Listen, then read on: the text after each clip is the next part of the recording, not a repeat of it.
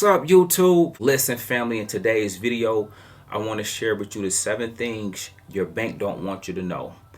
Do me a favor, guys. Please make sure you like and subscribe. Help this video get at least 1,000 likes. And without further ado, let's go ahead and dive into it. So one thing, guys, as it relates to the 7 secrets your bank don't want you to know, okay?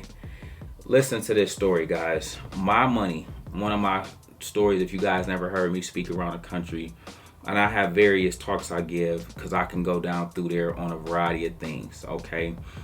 But I always share my experience. And one of my experiences with the bank was I had $100,000 in the bank for over 4 years. And the bank never once told me about a money market account or a CD. I remember once I became aware and educated and things of that nature, and I remember how mad I was to know that 100,000 was the same exact amount it was 4 years ago. It didn't grow nothing. It didn't grow nothing. And so that showed me, you ever guys hear me like, why coach so hard on banks? Because it did absolutely nothing to grow my wealth until one day I went in there and I had to sit down with the business banker, and then she saw how much money I was bringing in, and her act and attitude immediately changed. Oh my God, you're a multi-millionaire. We got this, we got this. Oh, let me introduce you to. So now they whole swag done switched up on me when I come in the bank. Okay, now I told you guys, I got 11 accounts. All my money get 5% or more on it. This is how when I say we sleep, when they sleep, we eat. When I'm sleeping, my money is working extra hard. I got these banks together because this is the kind of stuff they don't want to tell you. Number one, the bank is not your friend. They want you to save your money and earn a little to nothing while they lend it out. They want to lend your money out, all the while enriching themselves, enriching the bank, but doing nothing for you. They're not your friend. Go in there, tell them what I teach you. I want to put my money in a money market account earning 5%. And if you can't give me 5%, I'm taking this to somebody that can. Okay, you got to talk to them like that. You have to talk to them with some conviction. Okay, you got to talk to them with some authority. Tell them what you want them to do with your money. If they can't give you 5%, they better try to work out 4.7%, 4.3%, 3.7%. Something that's better than 0.00001. Okay, that's number one. Number two, guys, funding for housing. There is unadvertised funding available that you guys qualify for that you don't even know about. Guys, I teach. You guys know me for teaching stocks, but in real life, I teach stocks, financial literacy, investing, retirement, and real estate. And on the real estate side of the game, which I don't talk about online much, but in real life, I do. Guys, I help so many first-time home owners with their first-time home loan and extra funding for that 20% down payment that they didn't even know exists. Banks have unadvertised funding available for you, for minorities, for first-time, for all kind of stuff beyond first-time home buyers. That sometimes first come, first serve. That is sometimes is just a big pool of money until it run out. But you have to have somebody that's genuine enough and compassionate enough to tell you that it exists, because there's money out there, okay? And so they got funding that can pay 20% of your down payment on your home. Don't let them tell you otherwise, okay? But now that you know, they're going to tell you about it. So if you are in the process or in the future want to get a home, want to get your first home, just know beyond the FHA, there's other resources and funding available out there, especially if you are a minority or a person of color, okay? Understand this about your bank. They are not financial advisors. Don't never get it twisted. People always ask, you go around the country, if you guys ever heard me speak, I tell them, don't let them run nothing. You actively manage your portfolio. One reason why I retired early and young was because I took control of my investments. Your job, the corporate plantation, is designed to keep you there till you're 69. So they invest in slow, turtle moving assets like Coke, Pepsi, Pfizer, Moderna, that kind of stuff. And I'm not saying that to be negative towards those things. I'm saying it keep you on the job till you 69. Whereas when I did my own investments, when I went to my Vanguard and bought what I wanted to buy, growth stocks, quality blue chip companies, tech, AI, quantum, when I went and put my investments off of my research into my portfolio, boom, I was out of there. I was out of there in 9 years. I retired in my 30s, well off, super wealthy, able to retire my wife off of doing what I'm telling you guys. They're not financial advisors, okay? Banks and the people that work at the bank don't know anything about building wealth. They barely have any wealth. Matter of fact, they don't got no wealth. Nobody in the bank got no money, okay? They can't tell you about no money, so quit thinking that they, just because they know one more thing than you do, that they know more than you. They don't even have wealth, okay? So you need to understand that. The market, they don't know about. Investing, they don't know about.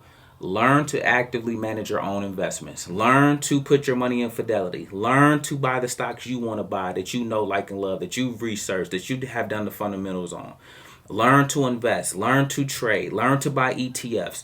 Learn to buy those individual stocks that you like, that you use, that you know about, that you're familiar with, that's been tried, true, and proven that there are quality companies. Your bank is not a financial advisor. They don't know absolutely nothing, okay? None of them have money. How can someone with no money tell you what to do with your money? That's my biggest thing about when I got extremely super ultra rich. I had to get a wealth team, and I look at them every day to this day. I got a tax team, a wealth team. Now they have put me on some game. They have taught me the tax game and all that kind of stuff. But I always have to look at them like, how you gonna tell me about money when you don't have any? Okay, and I'm not saying my team don't have none, but I'm just saying I always come into the game when I hear CPAs talking, when I hear financial advisors. Show me you got some money first. I'm a public guy. I take everybody under the hood with no hesitation. Oh, I make $1 million a month. I do this. I make $20,000 in 20 minutes from trading options. I only trade 2 hours a day. I show everybody my full transparent life because I live my life on public display. Ain't no hyping it up, ain't no pump faking, ain't no none of that. And so when I meet financial advisors, CPAs, CFAs, or anybody that work in the industry, you got to show me. I come from education, guys, and I noticed they got a smug attitude. And half of them have never done what they're teaching, especially the business department. This is why we run circles around Harvard, MIT, grads and students and teachers, because none of them have actually done nothing they're teaching about. None of them have ran a successful business. None of them has made $200,000 in a year, let alone $250,000 in a month. Okay, there's things they haven't done that I do on a regular basis. And so you got to come correct when you come to me at all.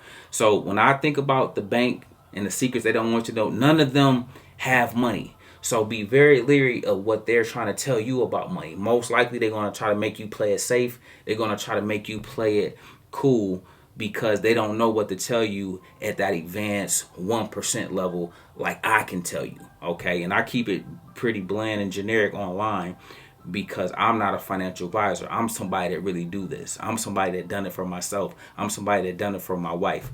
That's 2 young people that's out of the workforce. 2 young people that retired in their 30s. Where they do that at, okay? The next thing, guys, overdraft fees. They use overdraft fees to hinder you and run the bag up, okay? They go crazy with the overdraft fees. So if you need to set some alerts, if you need to set up some mechanisms to be informed when you have insufficient funds or low funds or an overdraft territory, please do so, because they use those fees to rake in the dough. Okay, another thing they do is money market fees. Yes, I told them to make all my money make 5% or more. I'm taking all my money up out of this bank. Okay, so I got all they act together. Now when I walk in there, you guys would think who y'all look at to in real life. LeBron, Jay-Z, who somebody influential. I don't know who y'all, Warren Buffett, Jamie. When I walk into the bank now, it's a whole different vibe because they know all those multiple millions is in there. Only 250,000 is FDIC insured, so you got to move it around a little bit. You got to, you know what I'm saying, be on top of that because only that amount is insured. But they see how I'm coming, and they see what's coming in every single month. Like, oh man, he ain't playing. He's serious. He's a real entrepreneur. He ain't just no content creator. He is a real businessman that got a whole empire. He's bringing in the millions by the boatload. Okay, so it's different. But those money market fees add up. I be noticing, I be seeing, oh, that's another way to try to get you. Yeah, they was okay with giving me 5% on all 11 of my accounts, but I noticed that a couple of them get a little fee, a little $20 I see coming out. You know what I'm saying, every month. Okay, and then lastly, guys, you can use funding from the bank to grow your business and your wealth. The bank is always trying to get you to get a home equity loan, to get a business credit card. They're trying to always get you to be a consumer.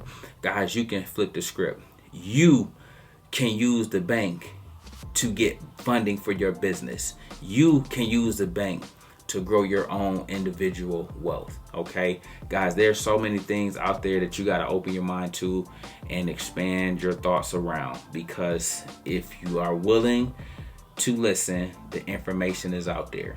Okay, use the banks to grow your wealth. If you got a business, use the bank to fund what it is you're doing. Okay, they have resources, again, that are unadvertised, that they don't try to tell you about, but it's on you. Now that you got a little bit of this information, it's a lot deeper. I can go into all of these things. You need to go in and start inquiring, start asking questions, start sounding like you know what you're talking about, so when you go in there, they take you serious.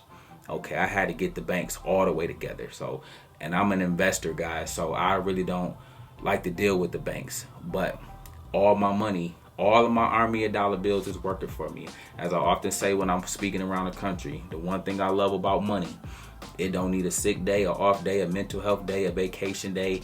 It can show up every day and get busy on your behalf. Okay, and that's what I love. Listen, guys, hopefully you enjoyed today's video. Hopefully it was fruitful and added value to your life. If so, please make sure you like, subscribe, help this video get at least 1,000 likes. We make videos like this every day, so if you like this one, make sure you check out the next one. Remember, most people see the end result, very few consider the journey. Do me a favor, don't forget to like, subscribe to the channel. Make sure you guys grab some free stocks, use my link below, and I'll catch you guys in the next one. Peace.